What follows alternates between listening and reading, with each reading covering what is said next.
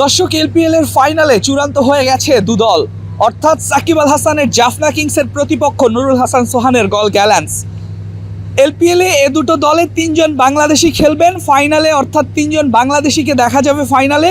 নিশ্চিতভাবে বাংলাদেশিদের চোখটা এই এলপিএল এর ফাইনালেই থাকবেন, কেননা তিনজন বাংলাদেশি ক্রিকেটার খেলছেন। আপনারা ইতিমধ্যেই জানেন সাকিব আল হাসান এবং তাওহিদ হৃদয় জাফনা কিংসের হয়ে খেলছেন এবং জাফনা কিংস প্রথম কোয়ালিফায়ার জিতে ইতিমধ্যে ফাইনালে চলে গেছে এবং আজকে দ্বিতীয় কোয়ালিফায়ার ছিল। এই দ্বিতীয় কোয়ালিফায়ারে রিপন মণ্ডলের কলম্বো ক্যাপস এবং নুরুল হাসান সোহানের গল গ্যালেন্স মুখোমুখি হয়েছিল।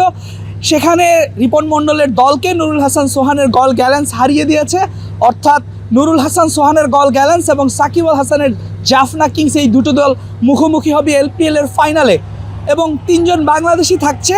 নিশ্চিতভাবে একটা ব্লকবাস্টার ম্যাচ হতে যাচ্ছে, অর্থাৎ আগামীকাল বাংলাদেশের সকল ক্রিকেট ফ্যানদের চোখটা কিন্তু এই ম্যাচেই থাকবে।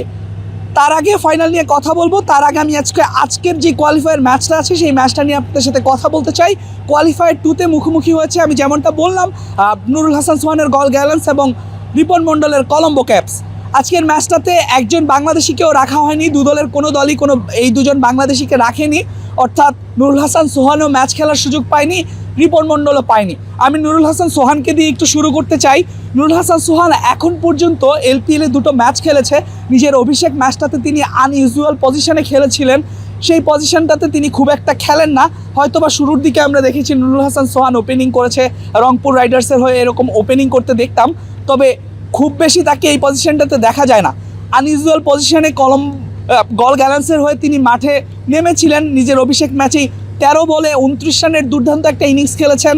দুর্দান্ত ইনিংসটা তিনি সাজিয়েছিলেন 5-4 1 ছক্কায়, ব্যাট করেছেন প্রায় 225-এর কাছাকাছি স্ট্রাইক রেটে, যেমনটা আসলে টি-20 ব্যাটাররা করে থাকেন বা টি-20 ক্রিকেটে যেমনটা মানুষ চায় দেখতে, ঠিক তেমন ব্যাটিংটাই করেছিলেন। এর পরবর্তী যে ম্যাচটা তিনি খেলেছেন তার দ্বিতীয় ম্যাচে হয়তোবা তিনি 32 বলে 33 রান করেছেন।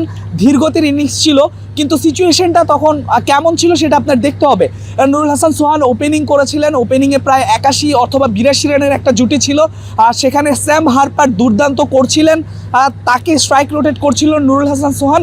সেক্ষেত্রে নুরুল হাসান সোহান ওই ম্যাচটাতে যে খুব বেশি খারাপ করেছে বিষয়টা এইরকমও ছিল না, কিন্তু এরপর থেকে আমরা দেখলাম নুরুল হাসান সোহানকে আসলে গল গ্যালেন্সের একাদশে আর সুযোগ দেওয়া হচ্ছে না। যখন অস্ট্রেলিয়ান ক্রিকেটার থমাস রজার্স আসলে আসলেন তারপর থেকেই কিন্তু তাকে সুযোগ দেওয়া হচ্ছে না। থমাস রজার্স যে 3টা ম্যাচ খেলেছে খুব বেশি ভালো করেছে বিষয়টা এইরকমও কিন্তু না।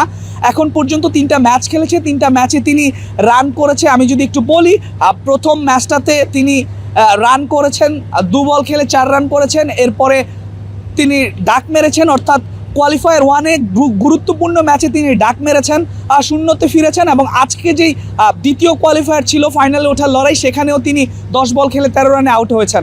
অর্থাৎ এই পজিশনটাতে নুরুল হাসান সোহান ডিজার্ভ করে, বিষয়টা একদমই এইরকম।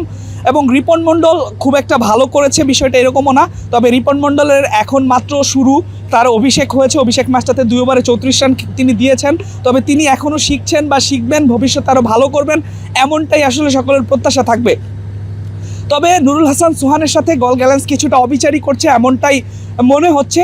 তবে দর্শক, সব কিছু মিলিয়ে বাংলাদেশের এই 3 ক্রিকেটারের ফাইনালটা দেখার জন্য মুখিয়ে আছে, সবাই মুখিয়ে থাকবে এমনটাই আসলে প্রত্যাশা। এবং দর্শক, লাস্ট যে বিষয়টা আমি আপনাদেরকে বলতে চাই, ফাইনালে আসলে কোন দল জিতবে, এলপিএল এর ট্রফিটা কে হাতে তুলছেন, নুরুল হাসান সোহান নাকি তাওহিদ হৃদয়, অর্থাৎ জাফনা কিংস নাকি নুরুল হাসান সোহানের গল গ্যালেন্স, সেটা আপনারা কমেন্ট বক্সে জানাতে পারেন এবং আপনারা আপনাদের প্রেডিকশনটা জানিয়ে দিতে পারেন কমেন্টস বক্সে। তবে এই ম্যাচটা যে খুবই দুর্দান্ত হচ্ছে সেটা নিশ্চিতভাবেই বলা যায়। Al Mahmud Fahim, BD ক্রিক time, Colombo, Sri Lanka.